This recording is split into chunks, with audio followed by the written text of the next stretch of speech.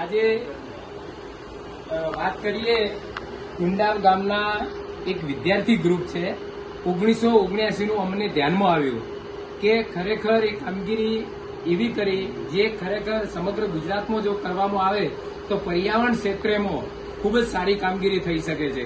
ભરતભાઈ પટેલ જે કુંડાવના છે અને અમારા જીવદયાની અંદર વર્ષોથી સેવા આપે છે, જેમણે કામગીરી કુંડાવ ગામના વિદ્યાર્થી હતા 1979માં અને એમના ગ્રુપના માધ્યમથી 101 લીમડાના ઝાડ આખા ગામની અંદર વાવ્યા છે.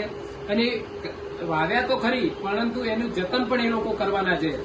એટલે ખરેખર જો આવી જ રીતે વિદ્યાર્થીઓ આજના હોય કે જૂના હોય, અને આ દરેક ગામના વિદ્યાર્થીઓ નોંધ લેવા જેવી બાબત છે સમગ્ર રાજ્ય માટે, અને ખૂબ સારી કામગીરી થઈ શકે છે. હું દરેક વિદ્યાર્થી મિત્રો જે જૂના છે એમને પણ વિનંતી કરું છું કે આ કાર્ય કરવું ખૂબ જરૂરી છે. પર્યાવરણ ક્ષેત્રનું કાર્ય છે અને આજ રોજ અમારી સંસ્થા જીવદયા માનવ સેવા ફાઉન્ડેશનના સદસ્યો વતી, જેમાં દલપતભાઈ, દેવેન્દ્રભાઈ તેમજ બ્રહ્માણી ગ્રુપ સાથે રહી અને આ કામગીરીની અંદર અમને સાથ આપ્યો છે. એટલે ખરેખર આ કામગીરી જે પણ પર્યાવરણ ક્ષેત્રની કામગીરી કરતા હોય એ લોકોને મારી ખાસ વિનંતી કે જીવદયા માનવ સેવા ફાઉન્ડેશનને ફક્ત જાણ કરજો.